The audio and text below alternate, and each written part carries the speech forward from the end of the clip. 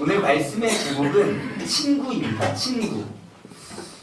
왜인지는 모르겠는데요. 저는 이 친구라는 단어를 딱 보면 떠오르는 하나의 그 한 편의 영화의 한 토막의 대사가 이렇게 마음에 떠오릅니다. 친구. 혹시 저와 같은 분이 계실지는 모르겠는데 친구라는 단어가 이렇게 딱 보이면 항상 제 마음속에 떠오르는 딱 그 영화의 한 토막의 대사가 있습니다. 친구 아이가. 아마 웃으시는 분들은 이 영화가 어떤 영화인지 잘 알 거예요. 예, 영화 친구의 한 이제 대사인데요. 뭐 나쁜 짓을 하고 서로 뭐 나쁜 일이 있었어도 그냥 푸는 겁니다. 친구 아이가. 그냥 풀면 됩니다. 그게 풀면 풀리는 게 친구입니다. 우리 그럼 옆 사람하고 인사 한번 해볼까요? 오늘은 부산 스타일로 시작. 친구 아이가. 빨리 인사 한번 해보세요. 부산 스타일로. 네. 친구 아이가. 이렇게 좀 자연스러운 분들이 계십니다. 이렇게 부산 경상도 출신. 자, 제가 이렇게 친구라는 제목을 제 마음에 두고 이게 일주일 내내 이렇게 묵상을 하면서 자료도 찾아보고 또 설교도 찾아 듣고 하다가 분당 우리 교회 이찬수 목사님의 설교를 듣게 되었는데요. 그곳에서 오늘 설교에 꼭 필요한 그 예화를 목사님이 해주시는 내용이 있어서 제가 그대로 전달해 드립니다. 어느 잡지사에서 설문조사를 실시했습니다. 그 설문조사 내용이 굉장히 흥미로웠는데요. 오늘 설교 제 주제에 너무 딱 부합한 말씀이었어요. 뭐냐? 질문은 이겁니다. 당신은 일상생활에서 마음이 상할 때 그걸 어떻게 푸십니까? 예, 여러분들에게 한번 물어보세요. 여러분, 일상생활에 내가 마음이 상하고 상처받았을 때 그걸 어떻게 푸십니까? 이 질문에 대해서 20대는 이렇게 대답을 했다고 합니다. 잔뜩 취하게 술을 마신다. 클럽에 가서 진땀나게 춤을 춘다. 노래방 가서 목이 쉬도록 소리를 지른다. 뭐 마시고 춤추고 뭐 부르고 뭐 그런 겁니다. 혹은 이런 부류도 있습니다. 문 걸어 잠그고 두문불출한다. 전문 용어로 잠수 탄다고 하죠. 예.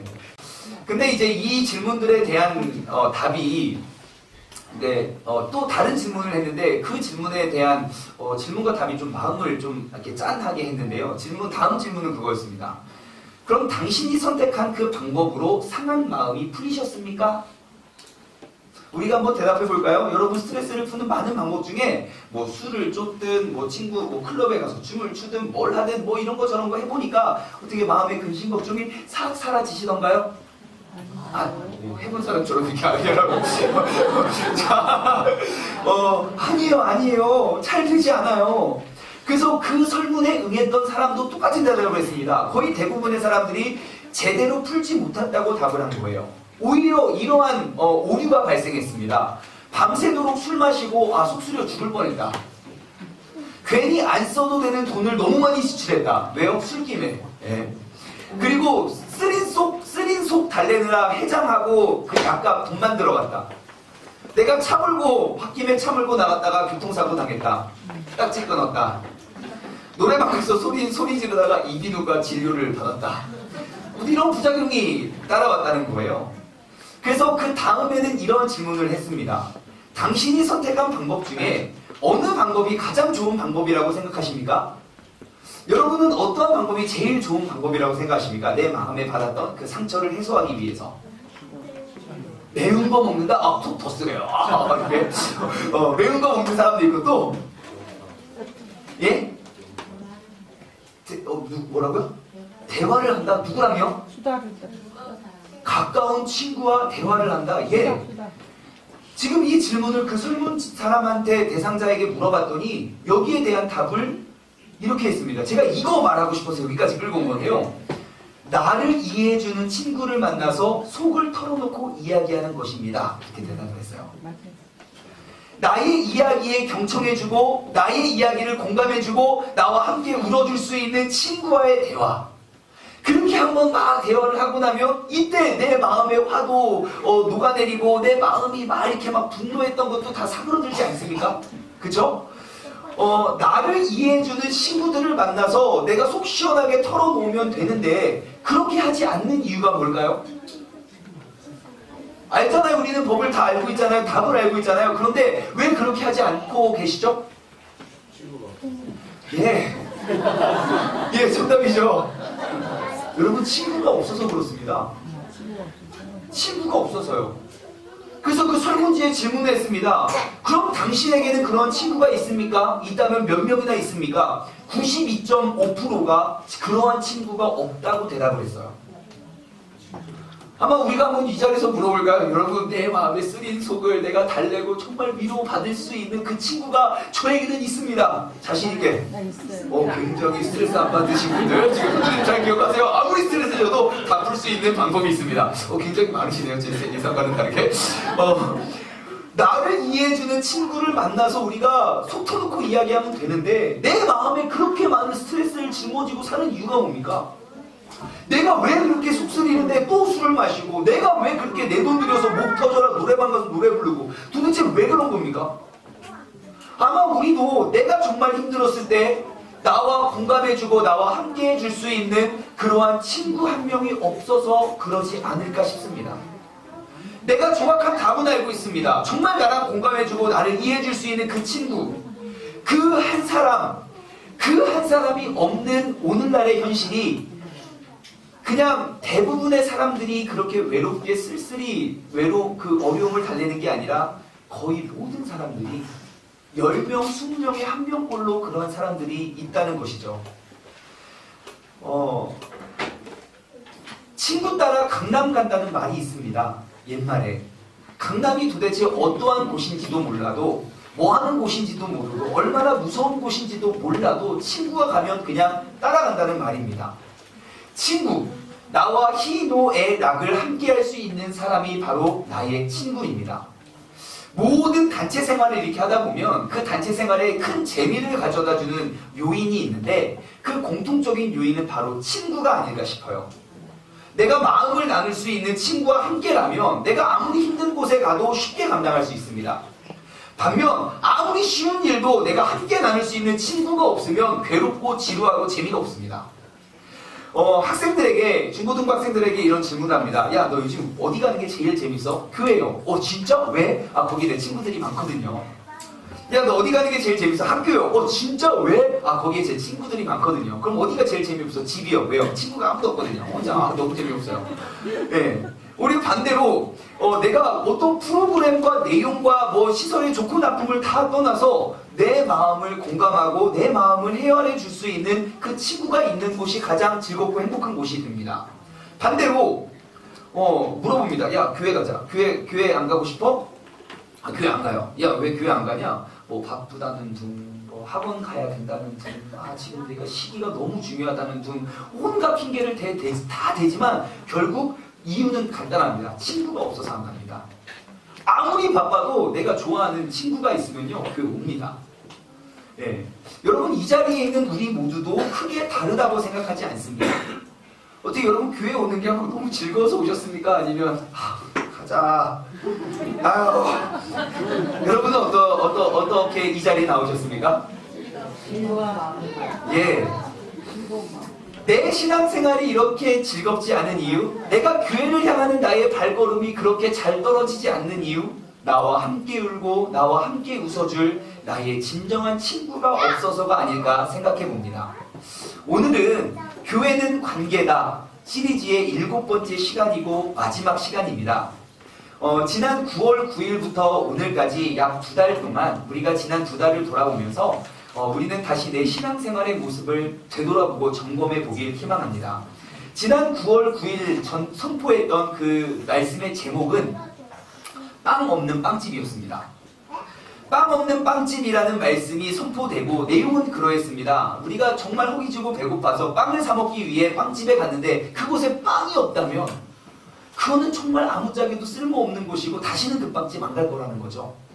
하나님은 사랑이시고 하나님은 사랑의 본체이시기 때문에 하나님의 사랑에 의해서 맺어져 있는 이 신앙 공동체 안에 세상에 많이 상처받고 어렵고 그 사랑에 갈급하여 이 자리에 왔는데 이 교회 안에 그 사랑의 모습, 사랑의 빵이 없다면, 내가 그 사랑을 나눠주지 않는다면 그곳은 더 이상 교회가 아니라는 것입니다.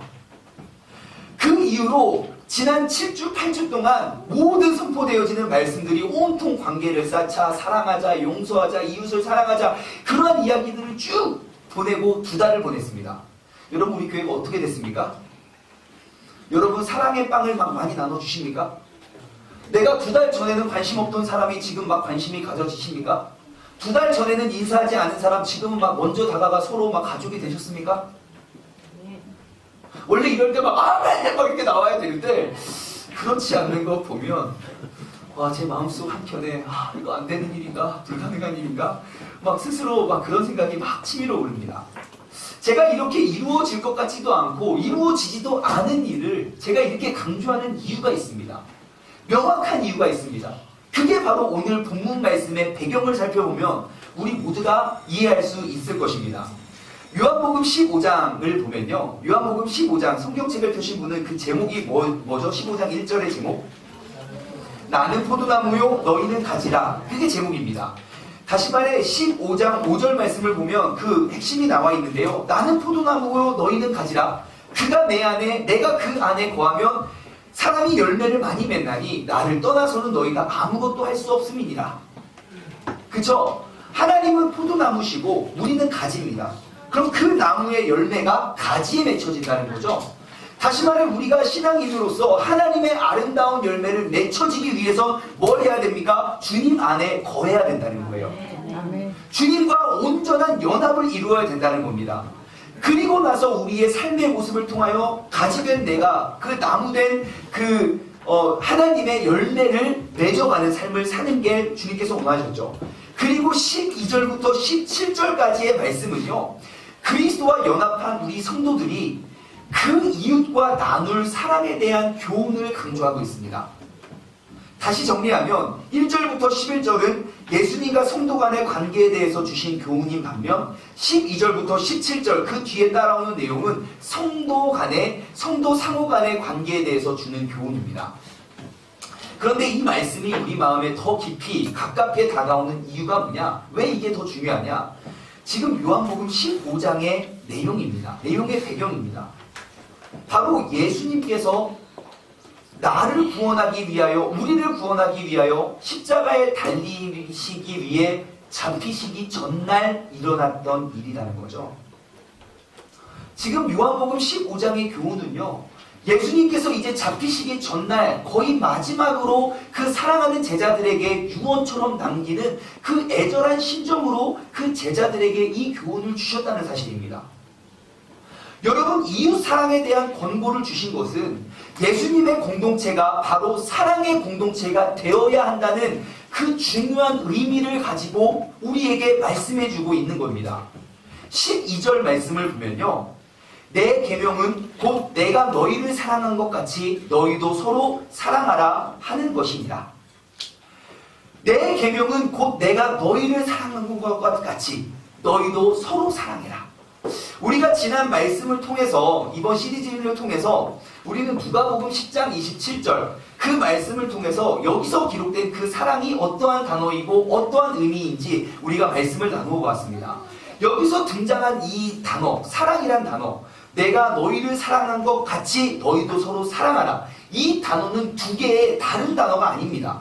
내가 너희를 사랑하는 사랑은 엄청 큰데 네가 이웃을 사랑하는 사랑이 작고, 우리가 하나님을 사랑하는 것처럼 이웃을 사랑하라. 우리는 이렇게 두 개의 다른 단어로 보지만 성경 말씀에는 그게 한 단어, 사랑하라는 단어는 완벽히 똑같은 한 단어임을 살펴보았습니다. 하나님께서는 우리가 해야 할 그 사랑의 방법을 구체적으로 말씀해 주셨습니다. 뭐라고요? 내가 너희를 사랑한 것 같이 너희도 서로 사랑하라는 거죠. 다시 말해 나를 구원하기 위해 나 자신의 목숨까지도 아끼지 아니했던 그 놀라운 사랑을 나도 나를 통하여 내 이웃에게 그러한 사랑을 나누라고 주님께서는 그 제자들에게 요구하고 계십니다. 여러분, 우리 모두에게는 이러한 사랑에 대한 의무가 주어졌습니다.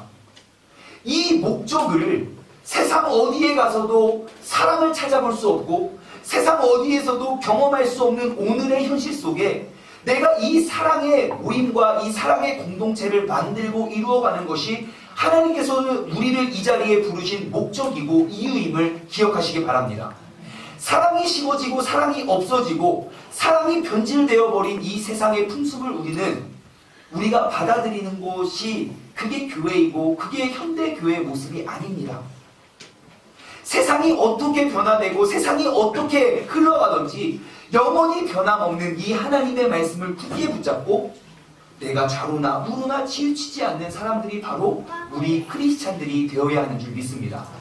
하나님께서 우리에게 이러한 사랑을 보여주신 것과 같이 우리도 사랑합시다. 이 사랑은 우리를 통하여 보여줘야 되고 우리의 교회를 통하여 세상 가운데 환히 비추어 주어야 할 줄 믿습니다. 13절 말씀을 보면요, 사람이 친구를 위하여 자기의 목숨을 버리면 이보다 더 큰 사랑이 없나니. 이 말씀은 인간의 사랑 가운데 최고의 사랑이 어떠한 것인지를 가르쳐주는 말씀이죠. 나의 친구를 위해서 내 목숨까지도 바칠 수 있는 그보다 큰 사랑이 이 땅에 어디 있겠습니까? 여러분, 고린도전서 13장은 무슨 장이죠? 사랑장입니다. 우리 모두가 잘 알고 있는 사랑장. 그 사랑장의 핵심이 무엇이었습니까? 사랑은 오래 참는 것, 사랑은 온유한 것, 사랑은 시기하지 않는 것, 자기를 사랑하지 않는 것, 교만하지 않는 것, 무례히 행하지 않는 것, 자기의 유익을 구하지 않는 것, 성내지 않는 것, 사랑은 이것이다 라고 말하는 것들의 공통적인 특징이 무엇입니까? 사랑은 감정이 아니라는 거죠. 사랑은 나의 행동을 통해서만 보여지는 것입니다. 사랑을 아는 것이 중요한 게 아니라, 사랑을 느끼는 게 중요한 게 아니라, 정말 중요한 것은 그 사랑을 내가 행하느냐 행하지 않느냐라는 것입니다. 예수님께서 잡히시기 전날 그의 제자들에게 간곡히 부탁하신 건 친구를 위해서 목숨까지도 아끼지 않는 그 사랑, 그 사랑의 중요성을 가르쳐 주시고 예수님께서 그 사랑을 보여주셨습니다. 여기서 나오는 본문 말씀에서 나오는 그 친구라는 단어, 그 단어는요 헬라어 단어로 톤필론이라는 단어입니다. 톤필론. 그 필론이라는 단어가 필로스의 복수 소유격인데요. 필로스, 좀 들어봤던 단어 아닙니까? 아가페. 아가페는 무조건적인 사랑, 헌신적인 사랑, 그런 거. 우리가 하나님의 그런 무한 없는, 제한 없는, 한이 없는 사랑. 인간 사회에서는 부모님이 자녀를 사랑하는 게 바로 아가페죠. 조건 없이 그냥 사랑하는 거. 두 번째 나오는 게 필리아, 필로스 사랑이죠. 같은 단어. 그건 무엇입니까? 우정 간에 서로 간에 끈끈이 사랑하는 그 사랑. 세 번째가 에로스 사랑. 예, 그냥 이성 간에 우리가 하는 그런 사랑이죠. 여러분, 그 필로스, 필리아라는 단어는요 이런 의미입니다. 내가 사랑을 받는, 내가 사랑을 하는 이라는 단어예요. 다시 말해 친구라는 그 의미는 무엇이냐? 톤필론이라는 단어의 의미는요, 친구란 내가 사랑하는 사람이 나의 친구라는 거예요. 또한 내가 사랑을 받는, 나를 사랑해주는 그 사람이 곧 나의 친구라는 겁니다. 저는 고등학교 때 기숙사 생활을 했습니다. 좀 특이한 학교를 가가지고 저는 1학년 때 전교생이 40명이었고 2학년엔 전교생이 80명이었고 3학년엔 전교생이 120명이었어요. 예, 제가 1회였기 때문입니다. 처음 생기는 학교에 기숙사 생활을 했는데 한 학년에 40명이었어요. 그때까지만 해도 저는 항상 어려서부터 저의 삶의 신조와 목표는요 이런 거였어요. 모든 사람에게 사랑받는 사람이 되자. 예, 저는 왜 이런 거 있잖아요. 만인의 연인 스타일. 막 불러서 막 부려먹기 좋은 스타일 있잖아요. 항상 웃고 항상 이렇게 긍정적이고. 저는 모든 사람들에게 사랑받고 싶은 사람이 되려고 부단히 노력을 했습니다. 일단 표정 관리를 잘했습니다. 항상 웃고 다니면만 했어요. 되게 속상한 일이 있었다. 왜? 내가 모든 사람한테 사랑받아야 돼. 난 인상 쓰고 다니면 사람들이 나를 떠날 것 같아서요. 그리고 항상 분위기 메이커 역할을 했고요. 항상 배려했고, 사람들은 당연히 모르겠죠. 내가 참아가면서 너를 위해 헌신하는 걸 그 사람이 어떻게 알겠습니까? 그럼에도 불구하고 저는 항상 배려했고 항상 희생하려고 노력을 했습니다. 그래서 모든 사람에게 사랑을 받고 싶었었는데, 근데 참 힘든 일이 발생했습니다. 뭐냐? 나의 그 선한 행동과 나의 그 헌신적인 사랑을 왜곡시켜서 받아들이는 사람들이 있더라고요. 근데 그럴 수밖에 없다는 사실을 제가 그때는 몰랐습니다.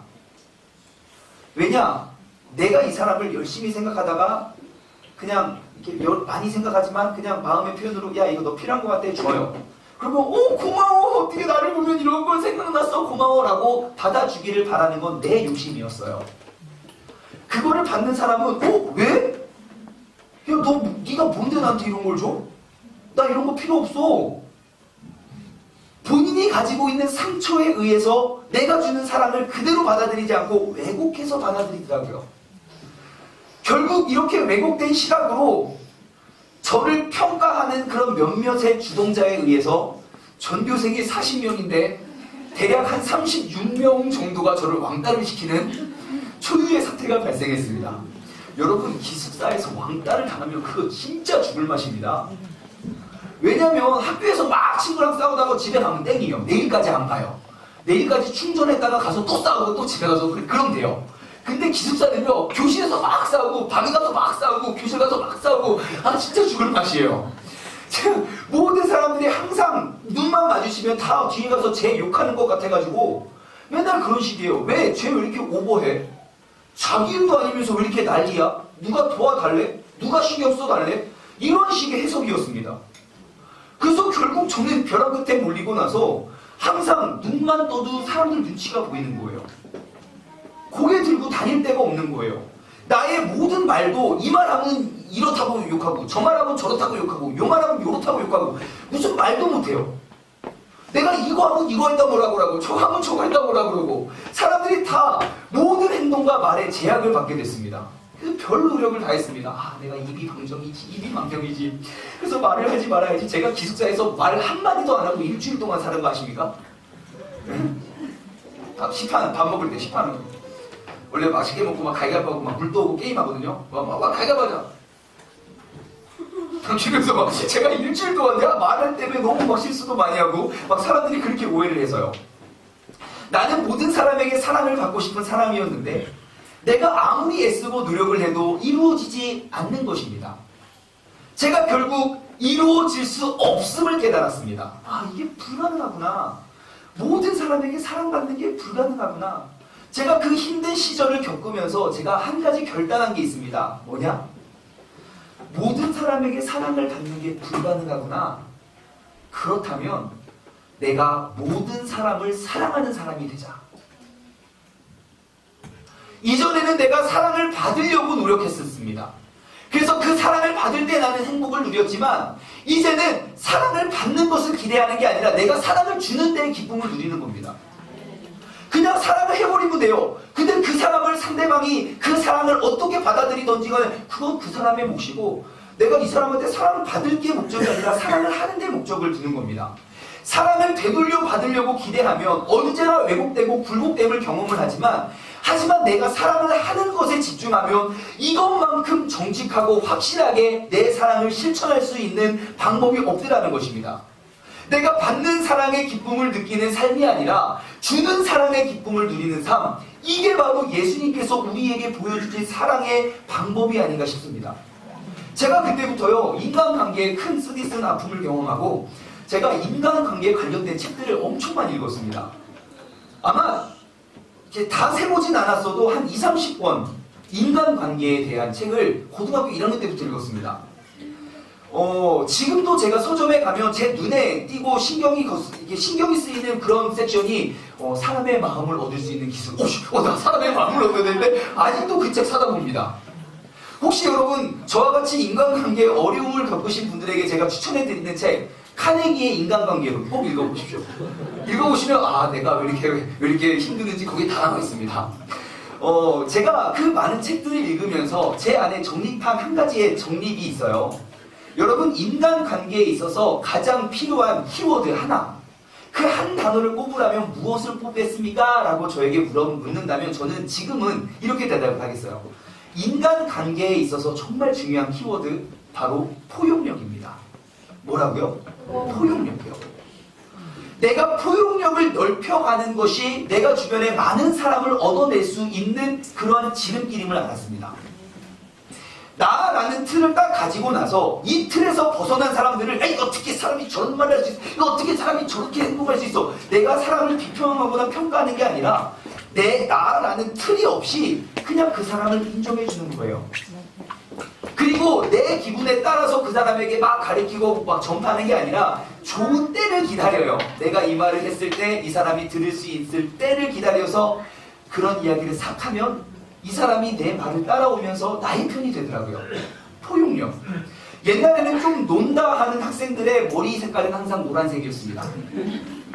그죠? 요즘에는 뭐 염색 많이 해서 막 노랗고 빨갛고 해도 뭐 그러고, 막 요즘에는 문신 많이 해도 막 뭐 그냥 그러려니 하는 세상이 되어버렸는데, 옛날에 문신하면 다 이제 형님들이고, 노란색 염색하면 이제 방황하는 비행 청소년들이고, 그런 고정관념이 있었습니다. 그럴 때 난 우리 다 이렇게 검은 머리인데 이렇게 한 명이 노란색 머리하고 교회에 나왔어요. 그때는 진짜 손가락질 받으면서 어떻게 교회 가는 사람이 쌩노랗게 염색을 하고 교회 오냐고 막 사람들이 손가락질 많이 했습니다. 아니 그 사람은 그거 모르고 염색했겠습니까? 오죽 힘들었으면 그렇게 할 수밖에 없었을까요? 그럼 찾아가서 물어보는 거죠. 염색 너무 잘 됐다고. 너를 보니까 나도 이렇게 단풍을 드리고 싶다고. 낭만가 생각하면 이렇게 그 사람과 공감해주고 그 사람을 포용해주면 그게 사람을 얻어낼 수 있는 가장 좋은 방법이더라고요. 사실 제가 그때 제일 하고 싶었지만 아직도 못한 게 쌩노랗게 염색을 하는 겁니다. 쌩노랗게 염색해도 착한 사람이 있다는 걸 보여주고 싶었으나 용기가 나지 않았어요. 아직도 좀 후회가 되는데 지금 하면 좀 너무 늦은 것 같고요.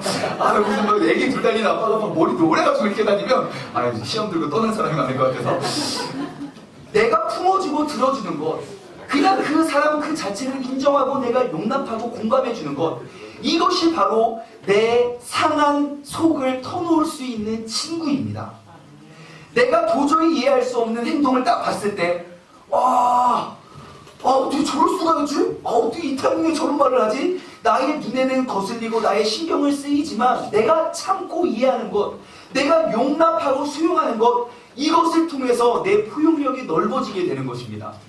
여러분, 예수님이 그 포용력으로 내가 아직 죄인 되었을 때 우리를 친구 삼아 주신 줄 믿습니다.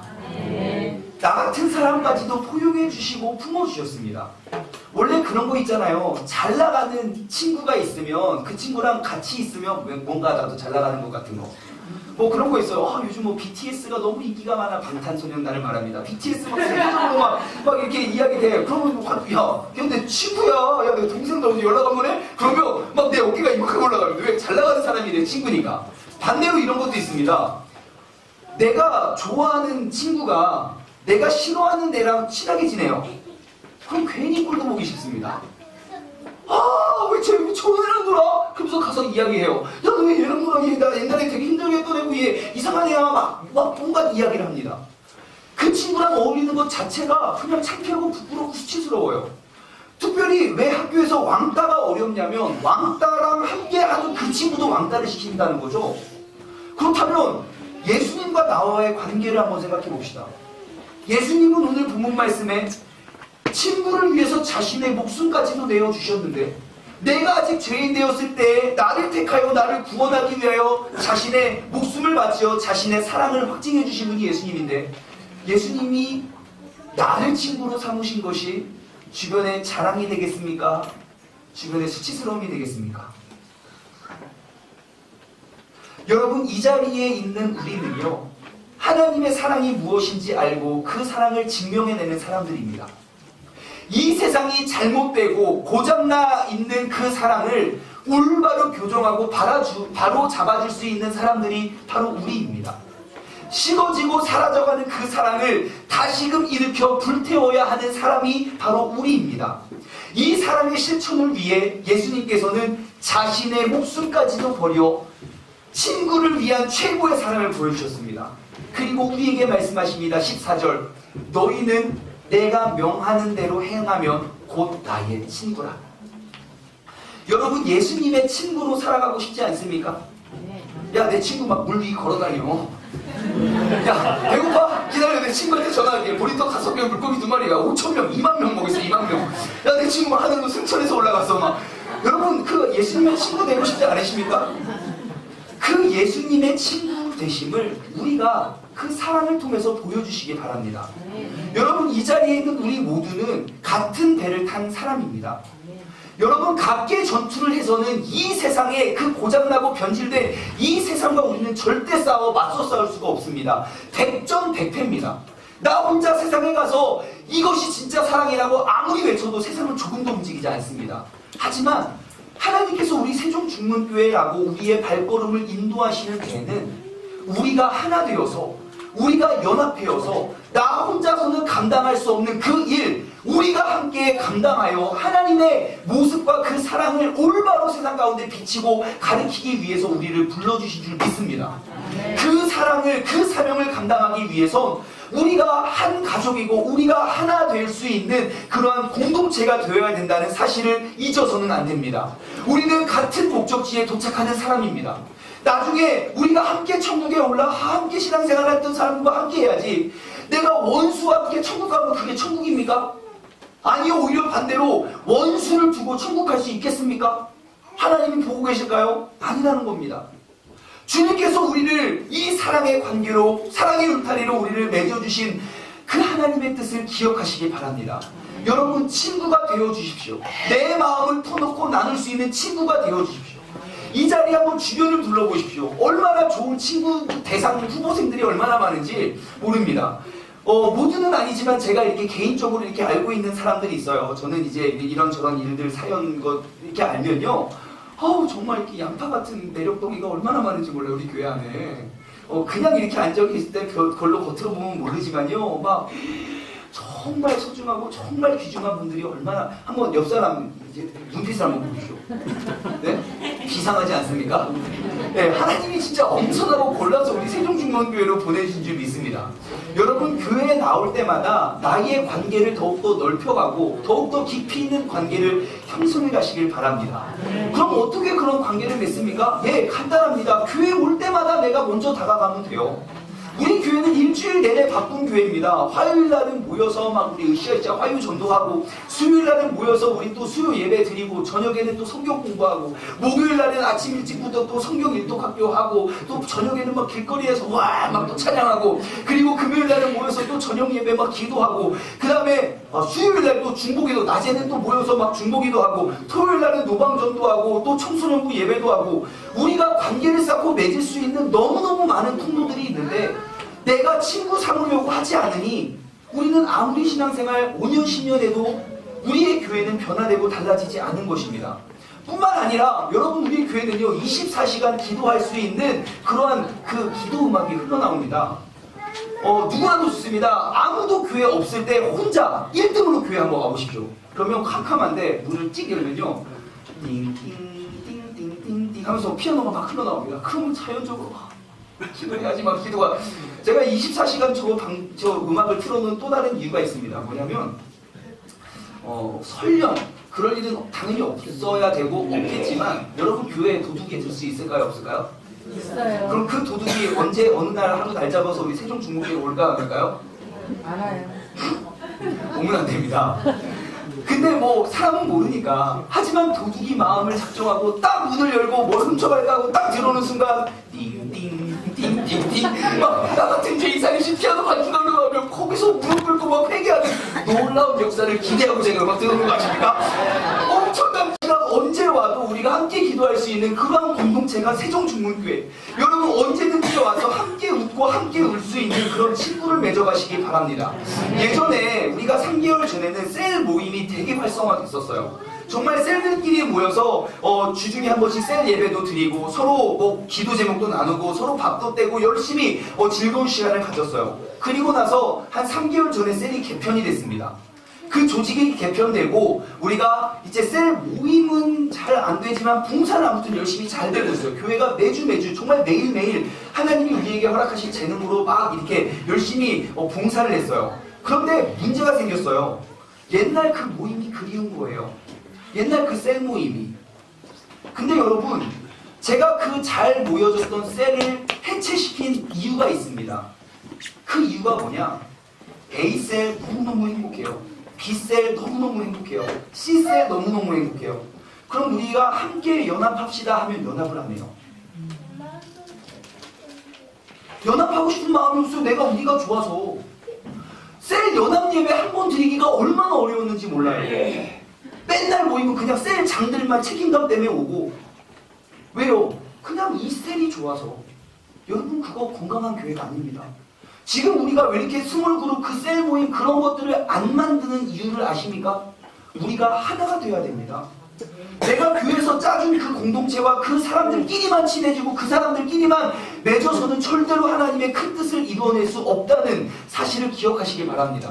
이제 우리가 교회 올 때마다 내 마음의 문을 활짝 열고 나의 친구가 되어주시겠습니까? 싫어요. 싫으면 말고 내 친구가 되어 그냥 상처를 받을 거 없어요. 사랑해 주기만 하면 되는 줄 믿습니다. 먼저 다가가 인사를 건네보십시오. 내가 먼저 다가가 인사를 건넨다면 그 작은 노력에 의해서 우리의 신앙생활이 정말 재밌어질 겁니다. 내가 마음의 문을 활짝 열고 먼저 다가가 손을 내미시는 우리 모두가 되었으면 좋겠습니다. 오늘 본문 말씀 밑에 16, 17절 말씀을 읽고 오늘 말씀을 맺도록 하겠습니다. 너희가 나를 택한 것이 아니요 내가 너희를 택하여 세웠으니 이는 너희로 가서 열매를 맺게 하고 또 너희의 열매가 항상 있게 하기 위하여 내 이름으로 내 아버지께 무엇을 구하든지 다 받게 하려 함이라. 내가 이것을 너희에게 명함은 너희로 서로 사랑하게 하려 함이라. 아멘. 아멘. 나를 택함 받기를 기다리는 게 아니라 내가 먼저 그 사람을 택하여 내가 그 사람을 친구로 세우고 내가 그 사람을 사랑함을 통하여 하나님의 놀라운 열매를 가득 맺을 수 있는 이 요한복음 15장 16절 17절의 말씀을 현실화시킬 수 있는 아름답고 복된 교회가 우리 세종 중문교회가 되시길 주님의 이름으로 축원합니다. 우리